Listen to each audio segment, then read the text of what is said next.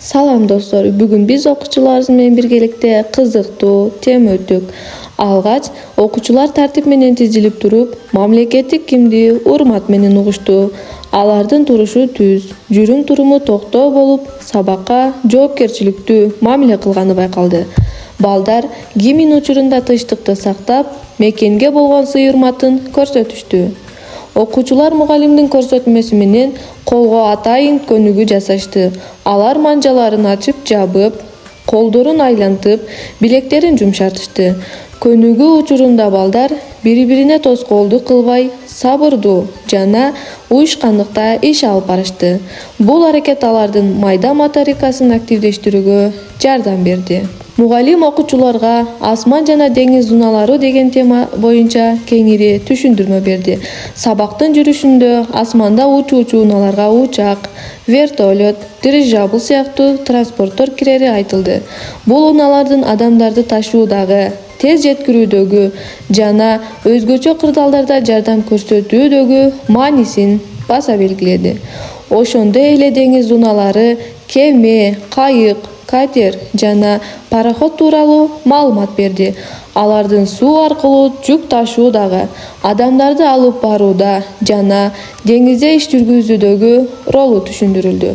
Сабактын жүрүшүндө окуучулар суроолорго жооп берип, мугалимди кунт коюп угушту. Алар асман менен деңиз унааларынын айырмасын жана окшоштугун түшүнүүгө аракет кылышты.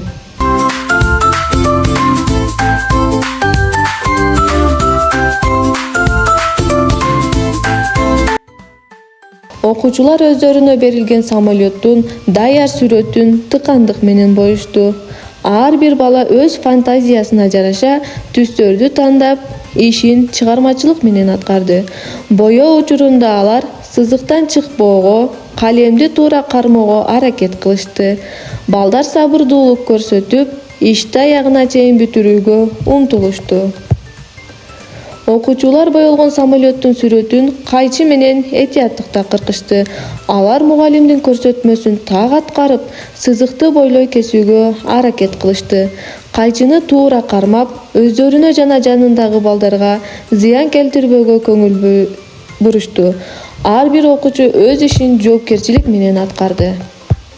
Окуучулар самолеттун бөлүктөрүн 3 этап менен кылдат жабыштырышты. Биринчи этапта канатын туура жайгаштырып бекитишти. Экинчи этапта самолеттун негизги корпусун ордуна келтирип жабыштырышты. Үчүнчү этапта куйругун бекемдеп, акыркы түзөтүүлөрдү киргизишти. Натыйжада ар бир окуучунун өз колу менен жасаган тыкан жана кол самолетту даяр болду.